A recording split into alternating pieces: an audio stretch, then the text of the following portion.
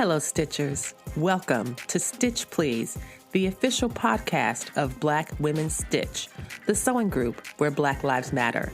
I'm your host, LisaWoolfork. I'm a fourth-generation sewing enthusiast with more than 20 years of sewing experience. I am looking forward to today's conversation, so sit back, relax, and get ready to get your stitch together.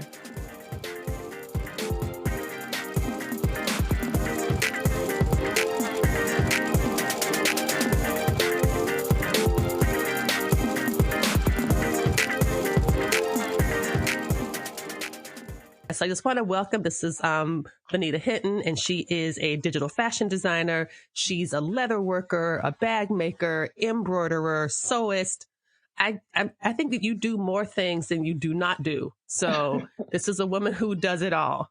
And you just had a pretty great time at Fashion Week this year. And so I was hoping to talk about that as well. So can we just get started talking about a bit about your sewing background and how you got started?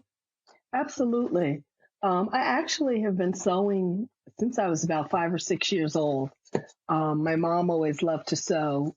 She just did it, for fun. And she bought me my first sewing machine. It was not a child sewing machine. It was a real sewing machine that she put right next to her machine. And that's pretty much how I learned. If it wasn't right, she would make me rip my stitches out, start again. So that was a really good way to learn how to do it. And you said you learned on an adult machine. That's also very impressive. Instead of like having it be like a child machine or a toy, it was actually, she trusted you to have adult tools, which helped you to develop. Do you think that helped you to develop your skills in a way that perhaps a children's machine or a toy might not have? Oh, absolutely. And also my aunt, which was my mom's sister, she worked in the leather factory. So she made leather coats and handbags. I think that is where my love for leather and other medias came from. So that's what I've been sewing with pretty much all my life.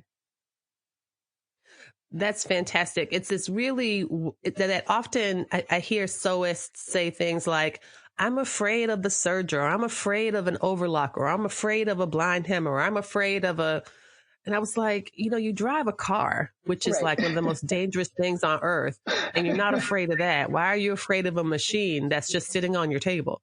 That's But true. one of the things that your story seems to suggest is that you were able to sew these materials that many people find difficult, like sewing with leather is something that some people will spend their whole careers trying to avoid. But you it sounds as if you developed an early facility with that medium. Tell us a bit about that. Like, how did you overcome your fear of, or maybe you never had it to begin with, sewing with leather? Because leather is so unforgiving. So I can admit that I have a slight bit of leather fear because it's so unforgiving. Once you sew holes in it, there's no pressing it and making the holes go away and starting over. So that's what I don't love. Yes, that so is so tell me true. how you were able to conquer that and just say, hey, I'm just going to do it and see what happens. Well, I used to get a scrap bin. It was what my aunt called it at the end of the week when she would finish with all her leather projects. She would just throw her scraps into this bin. And that was, to me, like my pot of luck. So I actually, my scraps were her small pieces. And I used to make doll clothes from them. And, they'd have leather sleeves and, different things like that. So I don't really know that I had a fear for it in that regard until I started my own business and I was making leather handbags for others. And like you said, leather is absolutely not forgiving. Once you puncture it, it's pretty much a wrap. So, that at times can be a challenge because hides are so expensive. But, I love it. It's my passion. And I allow for a certain amount of space in the event that I need to make some changes in my seams and all. But yeah, that's pretty much what I started on.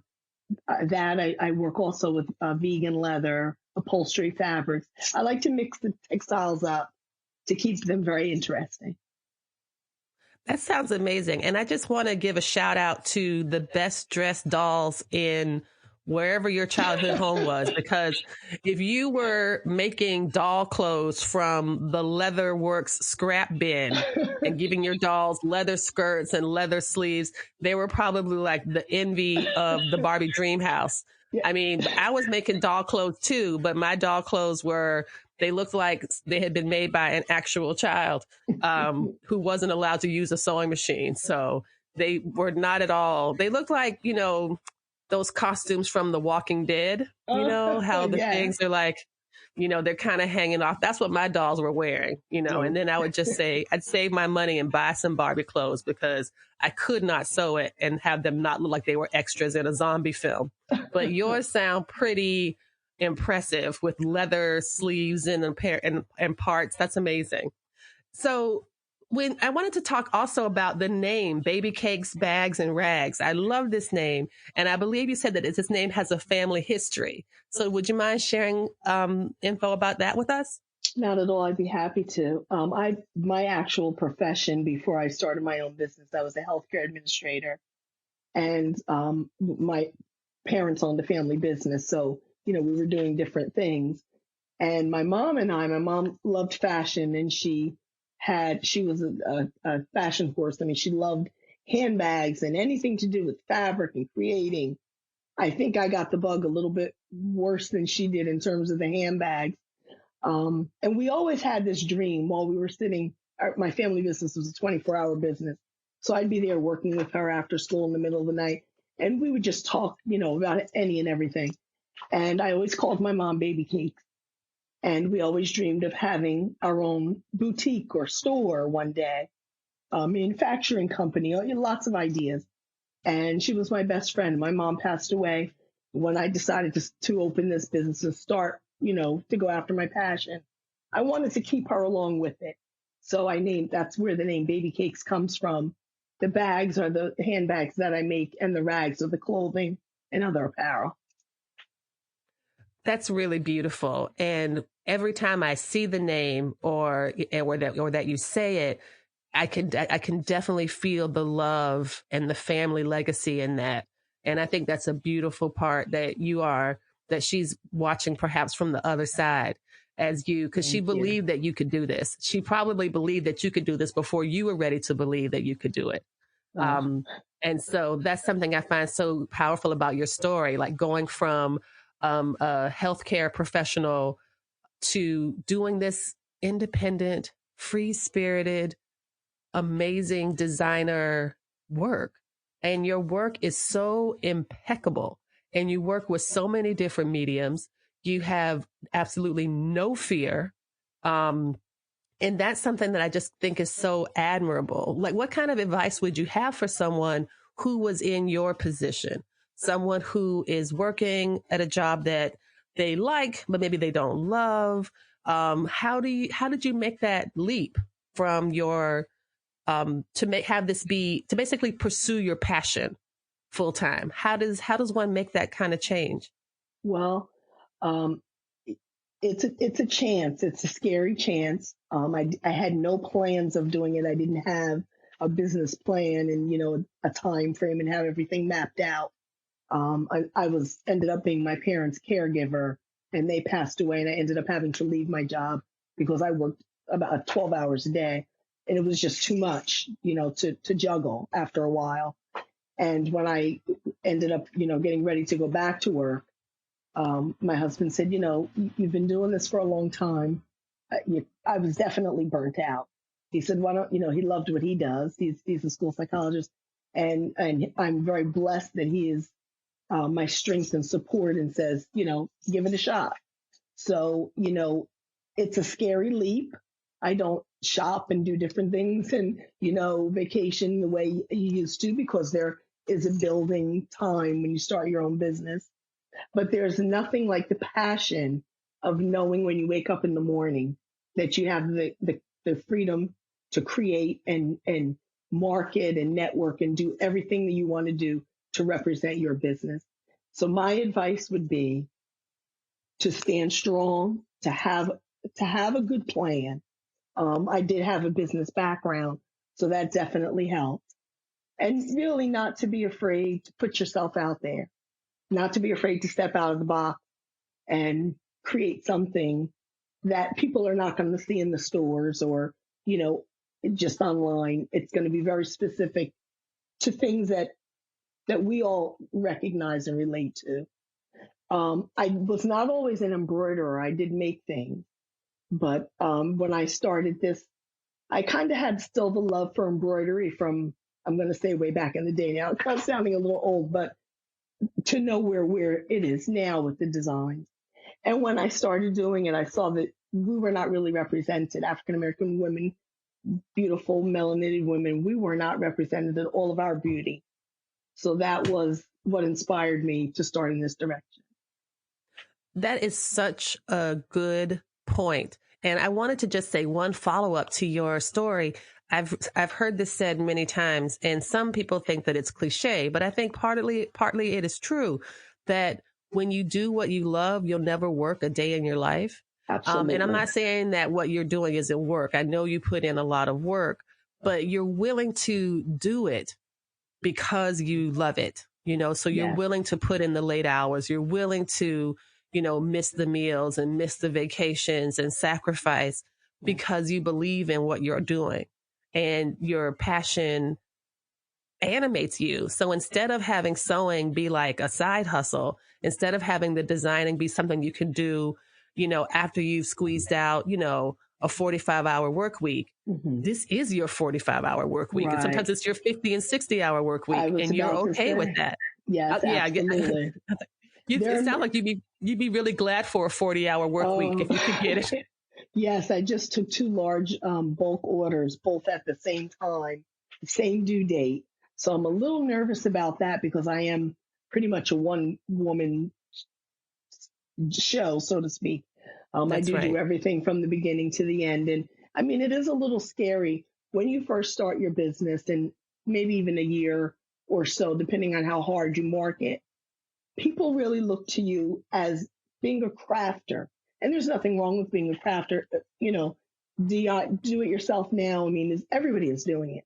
But when you're trying to do it to pay bills and to, you know, get recognition and start a brand, that's a little bit more difficult to actually sell it because, you know, we naturally go out to people that we know, family, friends, people in the community, and they love your work, but they want you to give it to them. They think, oh, that's a nice, you know, love gift. And with the prices of the machines and the, you know, materials nowadays, we just can't do that anymore. I think you're absolutely right that there was a time, and that time I believe has long passed, when people could sew to save money. That you can sew something and it's much cheaper than buying it in a store. But now things in stores are so inexpensive, thanks to the ethical crisis that is fast fashion, that you could buy a t-shirt at Target for $7 or less. And, you know, there's no way I can compete with that. And I don't want to. I am not trying to sew things for people to be an alternative to Walmart or Target or another fast retailer. And I think that this is why it's so important for people to, and why I'm trying to practice the philosophy of #PayBlackWomen, that, you know, trying to recognize and honor the work that people have done. I'm happy to be joined today by Bonita Hinton of Baby Cakes, Bags, and Rags. She is a fashion designer, a bag maker, and all-around amazing artist. After the break, we will talk more about Black-centered machine embroidery, as well as her conversation with Dapper Dan, so we can hear that great story after the break. Stay tuned.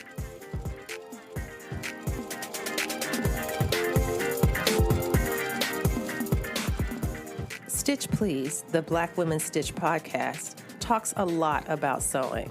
But if you'd like to see some of what we're discussing, we invite you to follow us on the socials. On Facebook, you can find us at Stitch Please, and on Instagram, you can find us at Black Women Stitch. On Instagram, you'll find a lot of great pictures and compelling social commentary. In addition, you can participate in a weekly live Instagram chat at 3 p.m. on Thursdays at Eastern Standard Time. So follow us on the socials, Facebook at Stitch Please and Instagram at Black Women Stitch, and get your stitch together. I'm delighted to be joined by our guest, Bonita Hinton of Baby Cakes, Bags, and Rags. She's going to talk to us now about her first time at Fashion Week this year, as well as Black-centered machine embroidery and meeting Dapper Dan.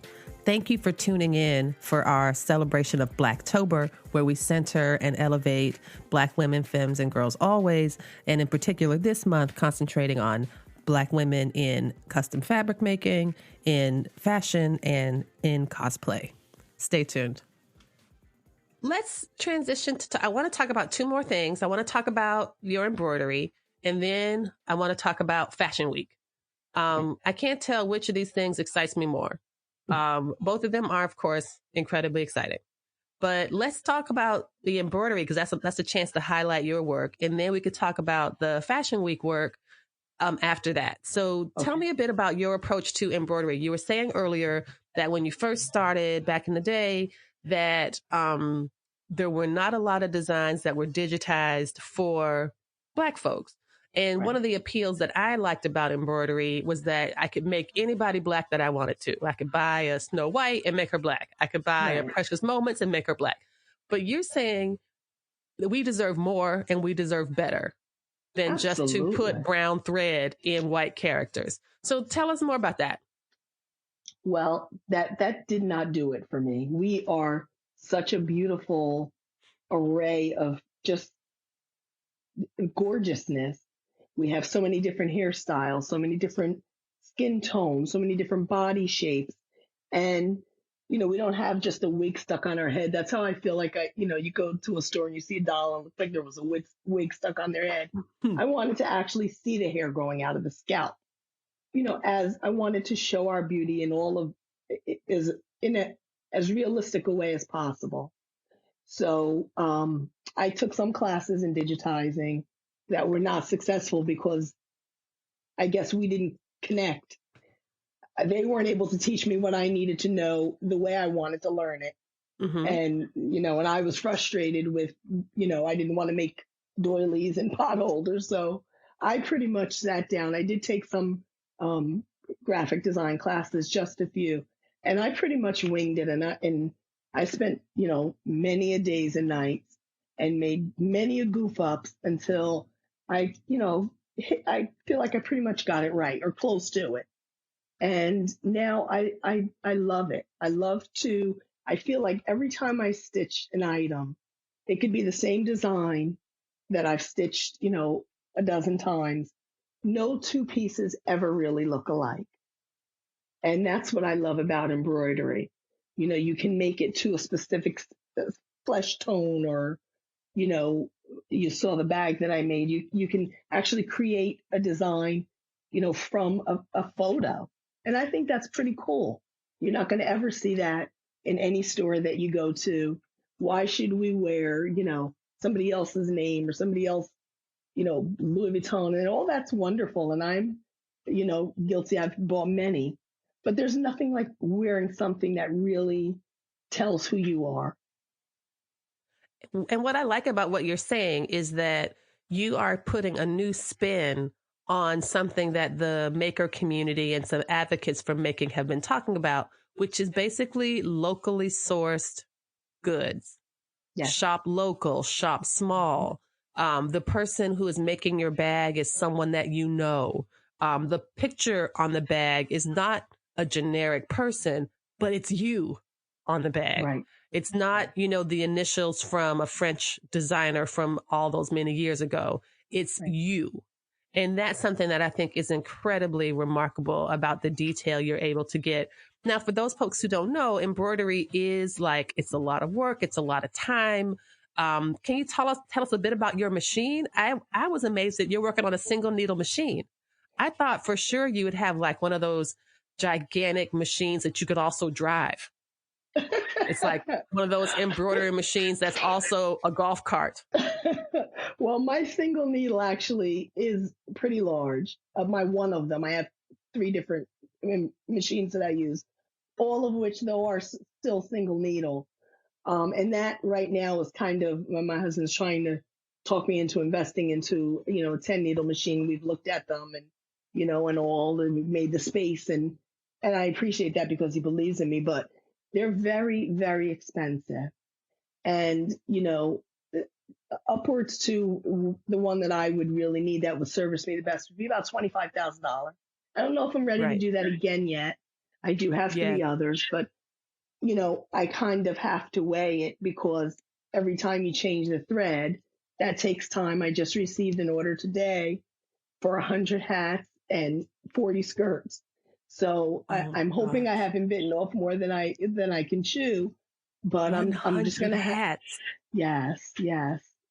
So all 3 machines will be running. I only have one machine that will hold a hat hoop, but it will be jumping. And that's when those sacrifices come in when you're having your own business. Like this past weekend was a beautiful weekend in New York, in my area. And we usually love to go into the city and everything. But I had to open my blinds and, work it out. I had jobs. So those are the sacrifices and I love it. That's incredible. And I think it might be nice for you just to explain a little bit about thread and thread changes. Typically a design, and I'm just going to be spitballing here, a typical Yeah. design that I might download from an embroidery site or that I might purchase on a disc maybe has 20 color changes, maybe Hmm. 20 would be a lot for me. I really don't have patience for 20 different colors in the design. I just Hmm. kind of want to embroider my name on it, and I'm fine to do it in one color. That's good enough. Hmm. Um, Yeah. but your designs do not have And one color chain or 20 color changes. Like you showed an image of the image that you had designed of your bag and was your face embroidered. Can you tell us how many color changes you went through for that design? that one was about 38 color changes. And it took a long time. When I do my designs, I like to make them dimensional. I think that if we look at our face, you don't actually see just one flesh tone. It's like when you go to purchase a makeup foundation and they match your skin tone. They can't just put it on your hand because it's different from your face. So I like to use that in my shading when I'm making face tones so that when you're looking at the bag from one direction, you almost see, sometimes you get like a little shine on your forehead. You know what I mean? Yes, Those yes. types of things. I like to keep that natural. So I Yeah, take that into I've heard consideration. that some people get shiny foreheads. I've heard about such things. I mean, I wouldn't know for sure with my experience and my perfectly flawless skin at all times. But I read about it on the internet that some people look shiny at certain points a day, in their T zone or whatever, but not me. Yeah. But yes, the rest Okay. of those I'm one people. of those Yeah. people. Yes. I'm one of Yeah. I those think my people. sisters are like that too. I'm just going to go ahead and throw shade on my sisters as well. Yeah, they certainly get that way. Not me though. Not me. For those of us But that are not lucky enough continue. to have perfect Yeah, skin, I perfect try to skin at all represent times. right. Yeah, I perfect try skin. to represent the That's why I majority. only use one color for mine, Bonita. That's why I only use one color. If I ever were to embroider my face, I would use one No, color, no. brown, Hmm. and it would be the brown I happen to have closer at hand, and it would probably be 1 inch big, and that'd be enough. And it would be a circle with two eyes as dots. That would be my face. Like it would not be what you have done, which is beautiful and Thank you. I love the way that it does reflect and refract the light. It really is, and the way that you kind of compared it to makeup foundation really rings true because the tonality of your work, the way that you pay such careful attention to our skins, it really does show a love and an intimacy and such artistry. And I think that's something to continue to celebrate. I appreciate that. I think maybe to a fault, and I think that's why I'm having such a hard time, and I've had to reach out to someone to help me with my website. When I take custom orders from people, I don't just take it from a website. I actually give them my number to call me, and I like to hear their voice. I like them to tell me a little bit about something in their lifestyle. What are your lipstick tones? And so I want them to feel like they're wearing something that is really special. and so that I take a lot of pride in. There's nothing wrong with downloaded designs. I use them all the time. I use them and I'm able to edit them. I don't always like them, the way that they are. But when I'm making something custom like that, I just think, it's a life piece. You could hand it down, hopefully, to someone else around the holidays. I Absolutely. do. Yeah, I do, pillows. And I just want to add, if I may, that, I've been even people will look on my website. I get messages from Instagram and they'll say, what is it with you? You only do, don't you do anybody that's not African American? And Hmm. I don't really give that too much thought. I mean, you know, because I feel like we have gone into stores many, many years and have not been represented. So when I stitch, that is my priority. I really don't. I mean, I would certainly stitch anyone, but that's where I get my passion and my joy, really showing all of our beauty. I think that's absolutely beautiful. And I believe it is totally on point. And it's funny you say this because in our conversation last week with Quinora Irvin, who is doing custom fabric design, she too got some complaints like, why do you only have Black children on your fabric? And Mm-hmm. it's just like, are you kidding me? This is one of those consequences of living in a white supremacist society where Yes. white folks are used to seeing themselves at the center. They're used to being at the center of everything. And as I mentioned to Kenora, I was like, there is a saying that says, when you are used to privilege, Mm, equity seems like injustice. absolutely. That this idea that um, you having your beautiful embroidery designs and having them made dedicated to the intricacies of Black beauty, not just putting in one brown thread and calling it a day, but focusing on the textures of hair and wanting to see the hair growing out of the scalp and, stitching little baby hairs on the side. I mean, like you do all of the things that look like us. And for folks to white folks to be resentful of that or to feel excluded Yes. shows that they haven't given one thought to how these mainstream and independent embroidery companies operate. And I can Yes. tell you, and I don't even need to, I'm sure, but I have certainly been in conflicts with some small embroidery companies because of just straight up racist embroideries that I have found on Mhm. these sites. I mean, like a little person waving a Confederate flag. And don't get me Yes. started on all the mammy dolls that these Oh, people want to yeah. embroider. And I'm like, wait, you've got a lot of damn nerve. When First I of all, first to put started this up. embroidering, I'm sorry to cut you off. When I first started No, no, it's embroidering, fine. that was what I saw. And I was like, oh no, this is not going to work. And it was fueling me. So I know exactly what you mean. It didn't represent us at all. Right. Right. It was basically a racist representation. It got so bad. And this is something I do all the time and need to stop. I have since stopped. This was about 15 years ago. But I got into an argument with this woman who owned this embroidery company about how her mammy dolls were racist. That all that she didn't have any Black people on her site except mammies. And I Wow. said, this is racist. And Yes. I'm a professor and my specialty is African American literature and culture. And I am telling you, this is racist. Well, I don't think that's true at all. And I have a Black friend and she likes it and she doesn't think it's racist. Maybe you should educate yourself. And I was like, bitch, I got a PhD.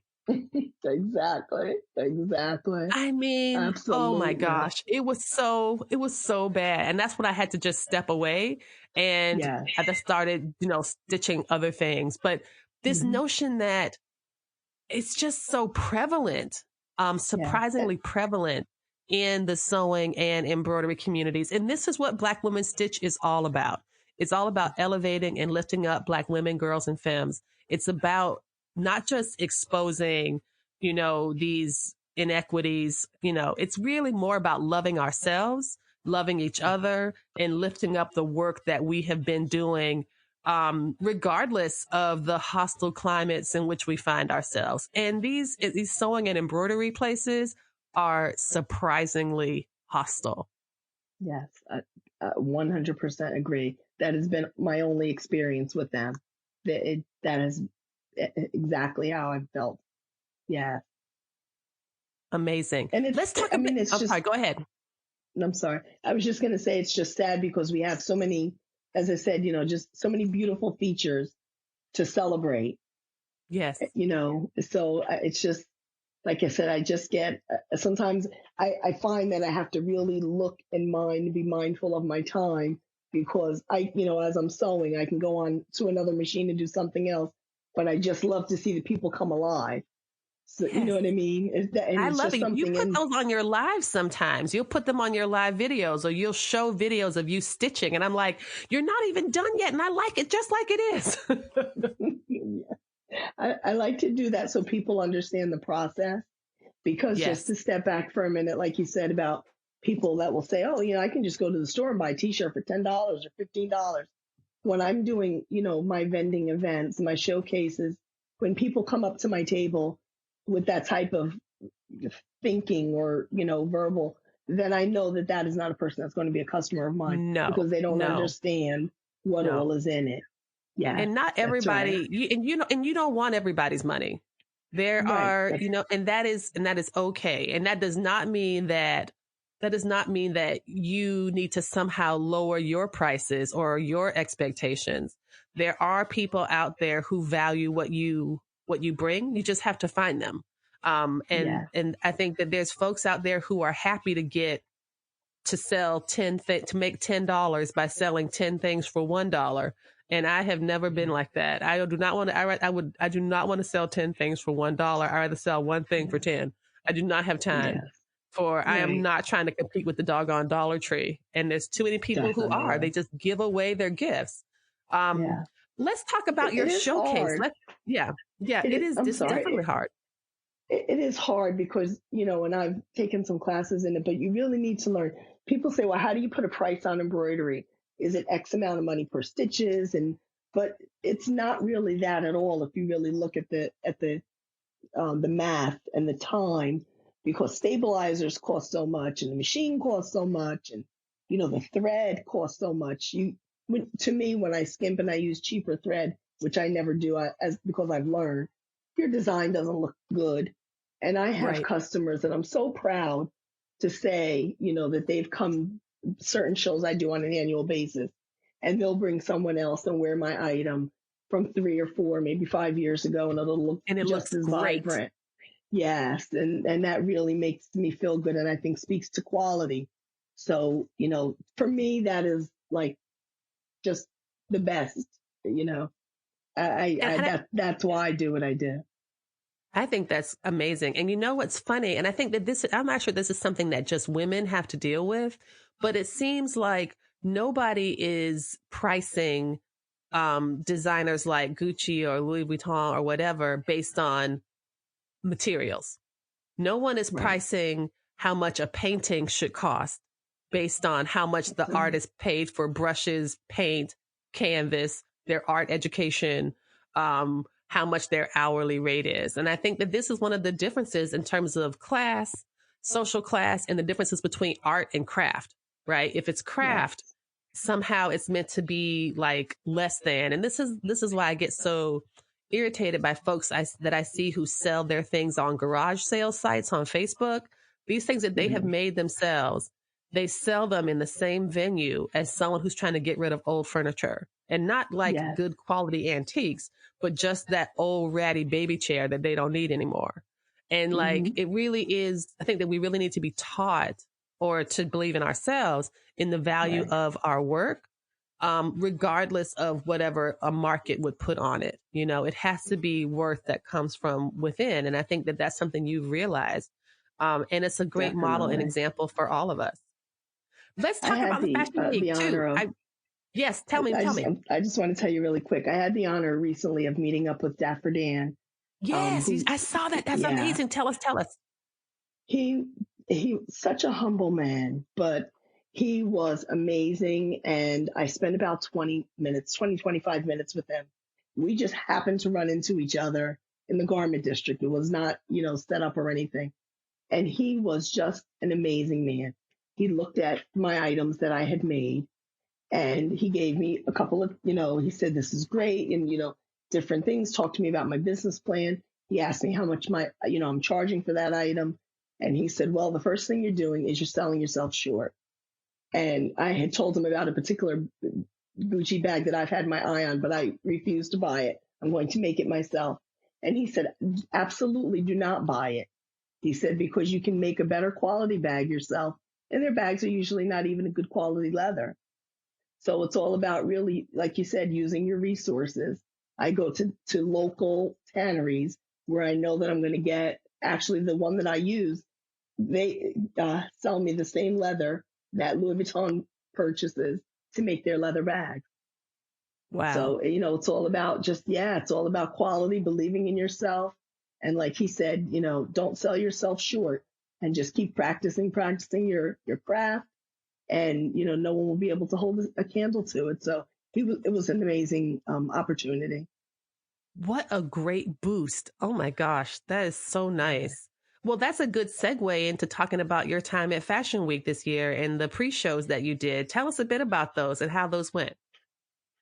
Yeah, it was, I've been sewing for, like I said, a long time. And I love just New York is a wonderful place for fashion any day of the week. But New York Fashion Week, just being in that environment, to me, I say it's something in the air. You can smell it. It just gives me energy. Maybe because I love fashion, I don't know.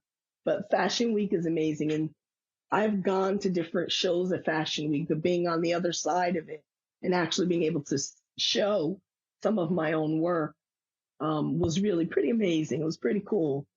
And it was nice. It was interesting. Bloggers come out, people that own stores come out, and they look at your things and they, interview you.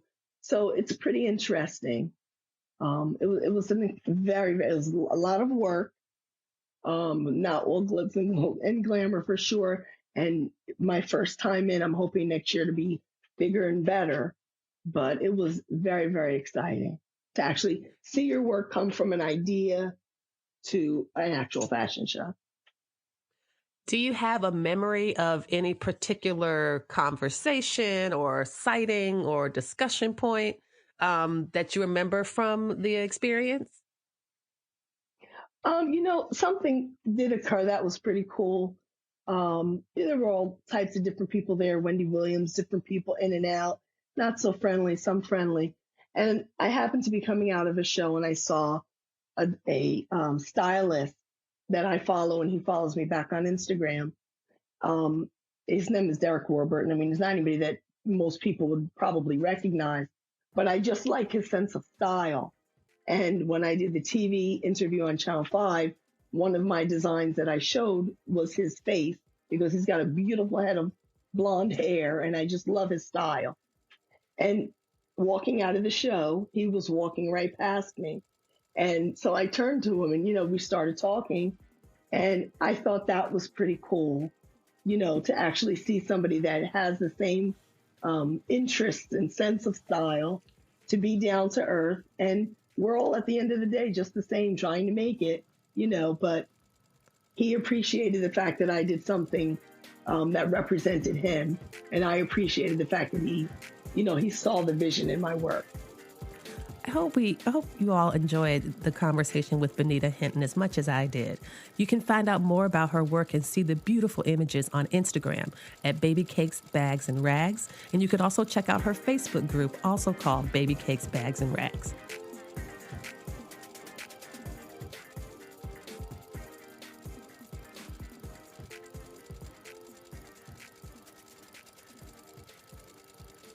Thank you for joining us for today's episode of Stitch Please, the Black Women Stitch podcast. Let's continue the conversation. Come find us on the socials. We're at Black Women Stitch on Instagram, where we have a very active page, and you can also find us on Stitch Please on Facebook. We also would love to hear from you, so feel free to email us at blackwomenstitch@gmail.com.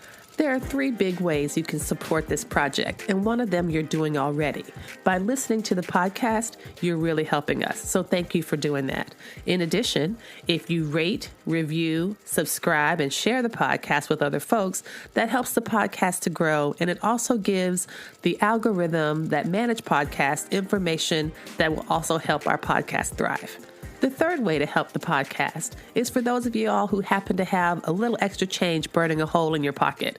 And if you don't have any plans to use it to buy your 20th, or in my case, 378th Big 4 pattern, that's how many I have in my top pattern drawer, about 378 patterns. You could take that money that you would spend at the pattern sale and give it to us. We are accepting donations at our Patreon site, where you can donate as little as $2 a month, or you could buy us a coffee at ko.fi, and small donations are greatly accepted and appreciated. So thank you for considering that. If you would like a transcript of this episode, you can find that at our website at stitchpleasepodcast.com. And we also ask that you check the show notes, where we have lots of additional information and supplemental information for what we discussed in the podcast. You can find affiliate links there for the products that we like. You can find web links to the Black women that we've been talking about here on the show to elevate and center their work.